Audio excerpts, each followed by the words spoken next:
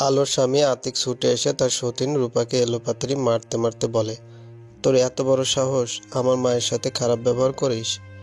আতিক এই মুহূর্তে যেন পশুর ন্যায় শক্তিশালী হয়ে যাচ্ছিল। আতিকের এই ভয়ঙ্কর রূপ দেখে আলো স্তব্ধ হয়ে যায়। রূপাকে কি নির্মমভাবে মারছে আতিক! অথচ রূপার সাথে তার ভালোবাসার বিয়ে। আতিকের মার খেয়ে রূপার অবস্থা খুব খারাপ হয়ে যায়। তাকে দেখে মনে হচ্ছিল জীবনের শেষ প্রান্তে দাঁড়িয়ে আছে। আলোর খুব মায়া হয় রূপার উপর। যতই সে আলোর সতীন হয়ে আসুক, সেও তো একটা মানুষ। আলো রূপাকে বাঁচানোর জন্য আতিকের সামনে ঢাল হয়ে দাঁড়ায়। আতিকের বিবেক বুদ্ধি তখন লোপ পেয়েছে। আতিক রূপাকে ছেড়ে আলোকে মারতে উদ্যত হয়। এক লাথিতে আলোকে দূরে সরিয়ে দেয়। আলোর পেটে ভয়ানক আঘাত লাগে। কষ্টে যন্ত্রণায় আলো ছটফট করতে থাকে। আমিনা বেগম ছুটে যায় আলোর কাছে। আলো বলে, আমার খুব কষ্ট হচ্ছে আম্মা, আমার বাচ্চাটা মনে হয় আর বাঁচবে না। আলোর কথাটা কানে আসতেই থেমে যায় আতিক। এমন একটা খবর যে তাকে শুনতে হবে, সেটা সে কল্পনা করতে পারেনি। আমিনা বেগম মুখে আঁচল দিয়ে কাঁদতে থাকেন। আতিকের দিকে অগ্নি দৃষ্টিতে তাকিয়ে বলে, নিজের সন্তানের ক্ষতির কারণ যদি তুই হোস, তাহলে আমি ভুলে যাব তুই আমার সন্তান। নিজের হাতে তোকে শেষ করে দেব। আতিক ছুটে এসে আমিনাকে বলে, কি হয়েছে আম্মু, বলো আমায়। আলো কি প্রেগনেন্ট? আমাকে কিছু বলনি কেন? আমিনা বেগম রাগে কটমট করতে করতে বলেন, তুই সুযোগ দিয়েছিলি কখন? কয়েকদিন থেকে আলোর মাথা ব্যথা, বমির সমস্যা, তাই আমি কাল ওকে নিয়ে হাসপাতালে যাই পরীক্ষা করতে। তখন এই সুসংবাদটা পাই। বাড়িতে ফিরে তোকে এই খবরটা জানিয়ে সারপ্রাইজ দেবো ভেবেছিলাম, কিন্তু তুই তো আমাদেরকে সারপ্রাইজ দিয়ে দিলি। নতুন বউকে নিয়ে এলি, আলোকে নির্দয়ের মতো ঘর থেকে বের করে দিলি। মেয়েটা এই অবস্থায় কত কষ্ট সহ্য করলো। আলো সমানে গঙ্গাতে থাকে। আমিনা বেগম আতিককে বলেন, তুই গাড়ি বের কর এক্ষুনি, আলোকে হাসপাতালে নিয়ে যেতে হবে। আতিক আলোকে কোলে করে নিয়ে গিয়ে গাড়িতে তোলে। তারপর তাকে নিয়ে যায় হাসপাতালে। কি অবস্থা আমার স্ত্রী? আতিক তীব্র উৎকণ্ঠার সাথে প্রশ্নটি করে। আতিকের উৎকণ্ঠার বিপরীতে ডাক্তার দুঃখের সাথে বলেন, দুঃখিত মিস্টার হোসাইন, আপনার স্ত্রী মিসক্যারেজ হয়ে গেছে। আপনাদের একটু সচেতন হওয়া দরকার ছিল। ওনার পেটে এত বেশি আঘাত লাগলো কি করে? ডাক্তারের কথা শুনে আতিকের মাথা নিচু হয়ে যায়। সে ডাক্তারের সামনেই কেঁদে দেয়, আমি আমার সন্তানের খুনি ডক্টর, আমার কারণে এমনটা হয়েছে। ডাক্তার আতিকের কথার কোনো মানে খুঁজে পায় না। আতিক ছুটে যায় আলোর কেবিনে। আমিনা বেগম আলোকে সান্ত্বনা দিচ্ছিলেন, কিন্তু আলোকে সামলাতে পারছিলেন না। আলো সমানে কেঁদেই চলছিল। সন্তান হারানোর কষ্ট আলো মেনে নিতে পারছিল না। কত আশায় ছিল আলো যে নতুন সন্তান এসে তার জীবনটা বদলে দেবে, কিন্তু তার ভাগ্যে বুঝি সন্তান সুখ নেই। আমার জীবনটা এমন কেন আম্মা? আমার জীবনটা এত কষ্ট ভরা কেন? আমার জন্মই হয়েছে বিবর্ণভাবে। জন্মের পরেই মাকে হারিয়েছি।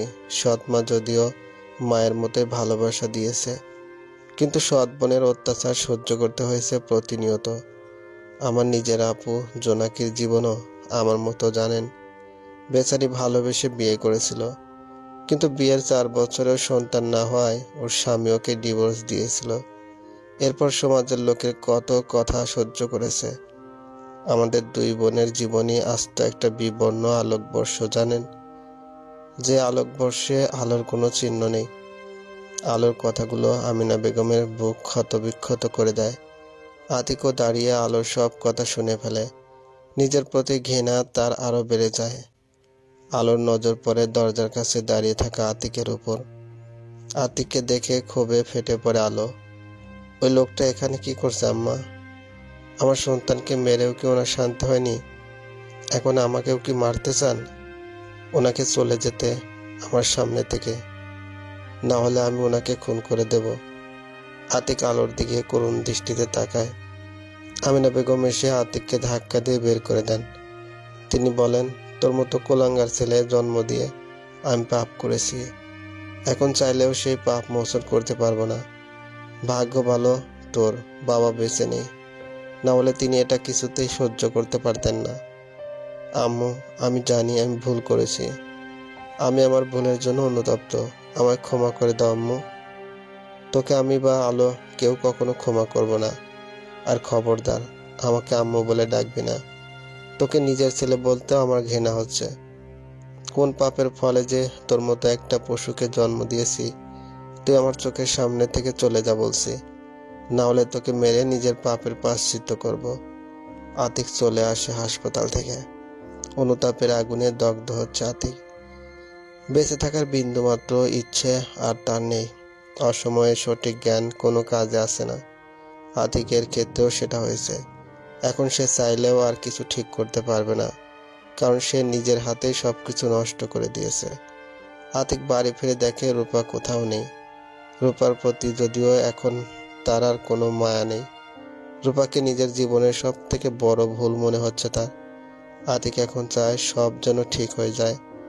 যদি ফিরে যেতে পারতো একদিন আগে, তাহলে সে সব ঠিক করতে পারত। আচমকা কলিং বেলের শব্দে আতিক বিরক্ত হয়। কে এলো এখন? আলো আর আমিনা বেগম তো এখন হাসপাতালে। এত তাড়াতাড়ি নিশ্চয়ই হাসপাতাল থেকে আসবে না। তাহলে কি রূপা ফিরে এলো? রূপার কথা ভেবে আতিকের মুখ রক্তিম বর্ণ ধারণ করে। হাত মুষ্টিবদ্ধ করে সে দৌড়ে গিয়ে দরজাটা খোলে। দরজাটা খুলে যা দেখে সেটার জন্য সে মোটেই প্রস্তুত ছিল না। হ্যাঁ, রূপা এসেছে, তবে একা আসেনি, সাথে পুলিশ নিয়ে এসেছে। রূপা পুলিশদেরকে বলে, গ্রেপ্তার করুন এই লোকটাকে। এনার একজন স্ত্রী থাকা সত্ত্বেও ইনি তার অনুমতি না নিয়ে আমায় বিয়ে করেছেন। বিয়ের পর আমার উপর অকথ্য অত্যাচার করেছেন। আমিও এনার নামে নারী নির্যাতনের মামলা করব। আতিক নিমিষে ঠান্ডা হয়ে যায়। জেলে যাওয়ার ভয়ে রূপার পা ধরে বসে পড়ে আতিক। অনুরোধ করে, আমাকে তুমি জেলে পাঠিও না রূপা। আমি তো তোমাকে ভালোবেসে বিয়ে করে এনেছিলাম। তখন একটু মাথায় রাগ উঠে গিয়েছিল, তাই তুমি সেই জন্য আমায় পুলিশে দেবে? রূপা এক ঝটকায় আতিককে নিজের পা থেকে সরিয়ে বলে, তুই আমাকে যেভাবে মেরেছিস, তারপরে তোকে ক্ষমা করবো ভাবছিস? তোকে জেলের ভাত খাইয়ে তবে আমার শান্তি। সঙ্গে সঙ্গে আতিককে গ্রেপ্তার করা হয়। আতিককে ধরে নিয়ে যাওয়া হয় পুলিশ স্টেশনে। রূপা তৃপ্তির হাসি হাসে। আলো তার শাশুড়ির সাথে হাসপাতালে ছিল। রূপাও হাসপাতালে চলে আসে। রূপাকে দেখে তারা কেউই খুশি হয় না, বরং তারা দুজনেই রূপাকে দেখে প্রচণ্ড রেগে যায়। রূপা খিলখিল করে হেসে বলে, আতিক এখন জেলে, এই সুখবরটাই দিতে এলাম। সাথে সাথে আমিনা বেগমের থাপ্পড় তার গালে পড়ে। তিনি বলেন, তোর মতো মেয়েদের জন্যই শত শত মেয়ের সংসার স্বপ্ন নষ্ট হয়। তোদের চরম শাস্তি পাওয়া উচিত। রূপা মৃদু হাসে।